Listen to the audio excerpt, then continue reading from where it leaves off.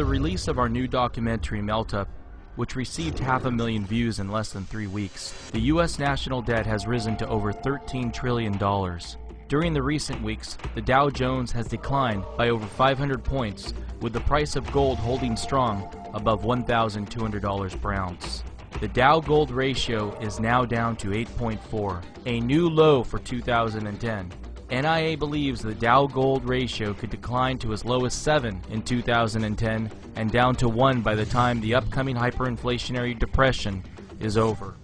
With stocks in decline, the mainstream media has shifted from saying we are experiencing an economic recovery to now saying we are at risk of a double-dip recession.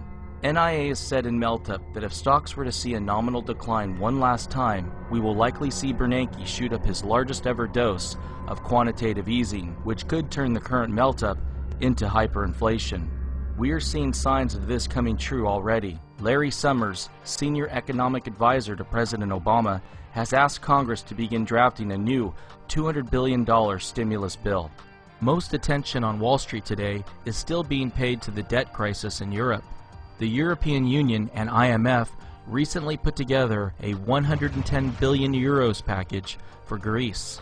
If you do a search on Google for Greece debt crisis, there are now 16.5 million web results and 1,600 news results. If you do a search on Google for US debt crisis, there are only 591,000 web results and only 15 news results. This is pure insanity. The U.S. has a GDP that is 41 times larger than Greece, and our debt crisis is much worse. The only reason Greece is being forced to deal with their debt crisis a lot sooner than the U.S. is Greece doesn't have access to a printing press that they can use on their own. While Greece, Spain, and Italy are now taking the necessary steps to cut spending and reduce their deficits to a smaller share of GDP, the U.S. posted an $82.69 billion budget deficit for April, up 295% from 1 year ago and more than twice what most economists were forecasting. Even former Federal Reserve Chairman Paul Volcker is now warning that the time is growing short for the U.S. to address its budget deficit. The U.S. dollar index is now at a 52-week high of 87. Which Federal Reserve Chairman Bernanke believes gives him the license to keep interest rates near zero and print money. Canada's central bank just raised its interest rates from 0.25% to 0.5%. But the Federal Reserve has shown no indication that it will raise interest rates anytime soon, with its last interest rate increase taking place all the way back in June of 2006. Canada's economy is now one of the soundest in the world, due to the soaring demand for copper, gold, wheat, and oil from emerging nations like China and India. India's GDP just grew by 8.6% in the first quarter of 2010, due to manufacturing activity in India rising to its highest level in 27 months. Meanwhile, the U.S. manufacturing sector accounted for 24% of mass layoffs of April.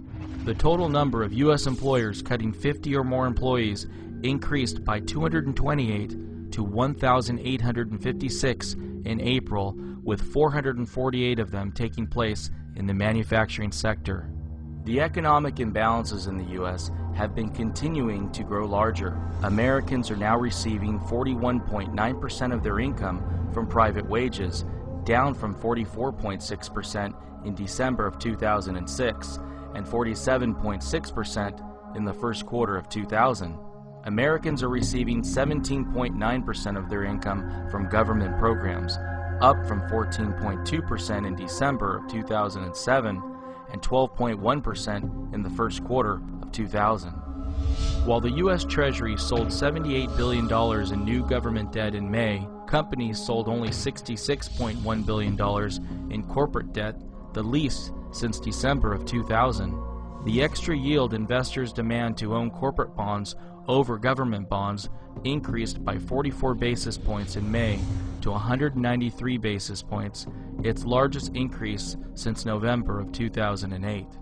While most Americans still don't understand the true nature of the impending currency crisis, a growing number of Americans are becoming educated to the truth. American Eagle silver coin sales reached 3.6 million in the month of May, a new record. Annualized demand for American Eagle silver coins is now greater than annual U.S. production of silver, with the world beginning to figure out the need for gold and silver as real money as fiat currencies around the globe get debased. Caterpillar is now sold out of many of its mining vehicles until 2011.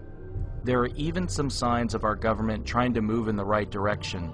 Congressman Alan Grayson recently sponsored a new bill, H.R. 5353, the War is Making You Poor Act, to reduce the $159.3 billion from the discretionary overseas contingency operation funds in the President's fiscal year 2011 budget for operations in Iraq, Afghanistan, and Pakistan, and amend the Internal Revenue Code of 1986 to provide individuals a War is Making You Poor tax credit against the savings attributable to the overseas contingency operations reduction. Let's be clear about that. Let's be clear about what I said.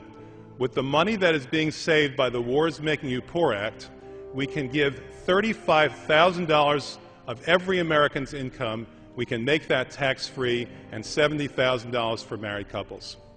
And in addition to that, it takes the remaining money and reduces the federal deficit and the federal debt. This bill already has 18 co-sponsors, including Congressman Ron Paul.